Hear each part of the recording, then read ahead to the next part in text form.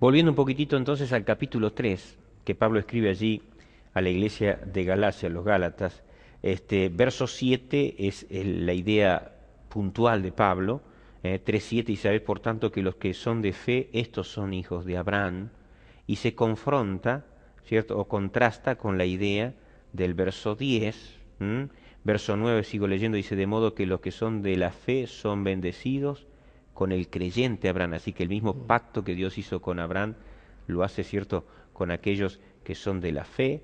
Y entonces el verso 10 que se confronta dice, porque todos los que dependen de las obras de la ley están bajo maldición, pues escrito está maldito todo aquel que no permaneciese en todas las cosas escritas en el libro de la ley para hacerlas. Y creo que allí verso 11 termina más todavía aclarando, y que por la ley ninguno se justifica para con Dios, es evidente porque el justo por la fe vivirá. Así que ahí estuvimos, hablamos un poquitito, ¿cierto?, de la ley y la fe, y después hablamos de la fe y la ley, ¿cierto? La fe está, digamos, es la supremacía, la fe está por encima de la ley, y gracias a eso podemos entender entonces la prioridad, la importancia de las promesas. Si no habría promesas, no tendría sentido la fe, no tendríamos de qué, ¿cierto?, aferrarnos. Yo diría, las promesas son la pastillita que quizás algún enfermo necesita, esos enfermos que necesitan tomar su medicación diaria, ¿no? Es decir, es esa pastillita diaria que uno toma, ¿no?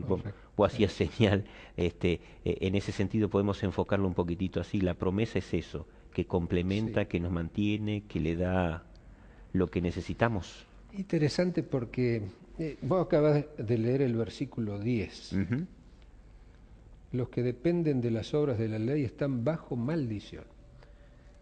Cuando Pablo al comienzo del libro habla de otro evangelio, en realidad dice él que no hay otro evangelio.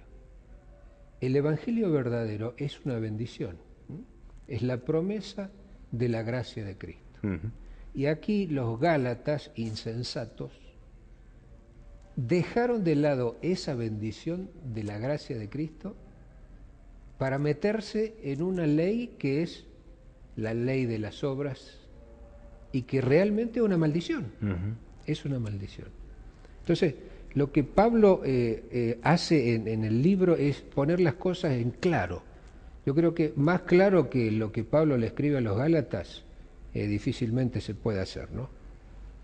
Verso 17, si me acompañas, Mario, allí, 17, sí. 3:17 dice, esto pues digo, el pacto previamente ratificado por Dios para con Cristo, la ley que vino 430 años después, no lo abroga para invalidar la promesa. Es el conflicto, ¿no?, Claro. que estaba dándose en la iglesia, ¿cierto?, de los Gálatas. Y entonces dice, porque si la herencia es por la ley, ya no es por la promesa, pero Dios la concedió a Abraham mediante la promesa. Sí. Y entonces dice, ¿para qué sirve la ley? Es decir, si el pacto está basado en la promesa, Uh-huh. entonces, ¿qué sentido tiene la ley? Y eso es lo que no entra en la cabeza de los muchachos de ese tiempo, y que Dios nos ilumina. Por eso el día martes comienza el propósito de la ley. Uh-huh. ¿Qué Claro. función cumple la ley dentro Uh-huh. del pacto si el pacto está basado en la promesa y no en la ley? Uh-huh. Esto es lo que tenemos que, en cierto sentido, en este bloque, darle fuerte. Claro. ¿Está bien? Sí, sí, sí. ¿Qué podemos agregar entonces a esto? Mira, podemos ver algo que yo comenté al comienzo, y es que la ley tiene una función y un lugar dentro del plan de la salvación, que es diferente a la función de las promesas y el lugar de las promesas. En el mismo Pablo dice en el capítulo 3, versículo 19, respondiendo para qué sirve la ley fue añadida. ¿Por qué? A causa de las transgresiones. Si nosotros pensamos cuándo se dio la ley, se le dio a un pueblo que venía de siglos de esclavitud, en un ambiente corrupto, en un ambiente inmoral, en un ambiente absolutamente pagano, que no tenía o había perdido en gran medida la noción del Dios de los hebreos, que tampoco tenía noción de su propia pecaminosidad, tampoco tenía noción de su incapacidad de observar la ley, y tampoco tenían noción de la necesidad de un Salvador. Entonces, en ese instante, a ese pueblo, digamos un pueblo sin conocimiento, Dios le pone la ley. Viene a formar parte, por eso está añadida, digamos, dentro del plan de la salvación, está añadida a causa de las transgresiones. Por eso Pablo puede decir en Romanos que yo no conocía el pecado si no fuera por la ley. Entonces, la ley, dice también en Romanos, se introdujo para que el pecado abundase, o sea, para que las personas pudieran ver su verdadera situación y su verdadera necesidad. Quiere decir que el pacto entonces también necesitaba de la ley. Claro. Es decir, está basado en las promesas, fundamentado en las promesas, consolidado en las promesas. Es un legado, ¿cierto?, que está allí, nosotros nos aferramos en la promesa de Dios. Pero entonces la ley juega un papel fundamental también en ese pacto, ¿no? Sí. Y entonces ese es el propósito, qué papel, qué rol juega la ley en el pacto de Dios. Y esto es lo que nosotros debemos entender, que no es la ley no fue puesta como algo meritorio, porque entonces eso es lo que tratamos, por eso dijimos al inicio, ¿no, Mario? Es decir, el pacto más bien que ser un compromiso mutuo es, dijimos allí, un testamento, un legado. Sí. Es la sola voluntad de Dios. La sola voluntad de Dios. Es interesante cuando Pablo habla del tema de la ley y la fe, está en la lección, Romanos capítulo 3, versículo 31, dice él, luego por la fe invalidamos la ley.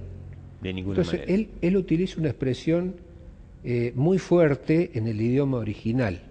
Acá está traducido en ninguna manera, pero nosotros podríamos decir, ni se les pase por la cabeza que tal cosa puede suceder. Es locura. Es una locura si ustedes piensan así.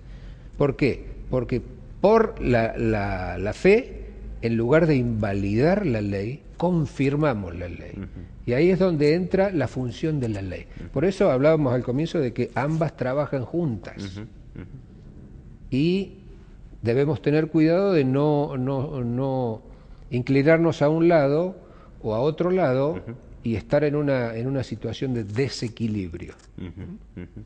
El autor coloca allí, si ustedes me acompañan, ¿cierto?, para ir siguiendo un poquito la idea de la lección, martes primero, después de la pregunta en negrita, vienen unos renglones, y a mitad de ese párrafo siguiente dice, la ley nos revela nuestra condición pecaminosa y nuestra necesidad de la gracia de Dios. Sí.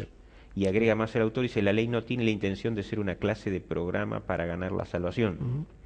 Por el contrario, fue dada para que el pecado abundase, ¿no? Y agrega, dice, es decir, para mostrarnos claramente el pecado en nuestras vidas. Creo que está bien puntual lo que el autor está queriendo dejar claro. Hay un comentario al final de la página que dice que la ley actúa como una lente de aumento. Exacto. No aumenta realmente el número de manchas que contaminan una vestimenta, sino que las hace destacar más claramente. Creo que con respecto a esto que vos estás mencionando, leemos el versículo 24 de Gálatas 3 y después lo comentamos en el siguiente bloque. Dice, de manera que la ley ha sido nuestro ayo para llevarnos a Cristo. Y entonces dice, a fin de que fuésemos justificados pues por la fe. Es decir, acá creo que está la solución, que en el siguiente bloque lo ampliamos un poquitito. Correcto. Porque estamos hablando, ¿cierto? La ley muestra el pecado y entonces la ley se transforma allí en el ayo. Entonces allí nos lleva a Cristo. ¿Por qué la ley nos lleva a Cristo?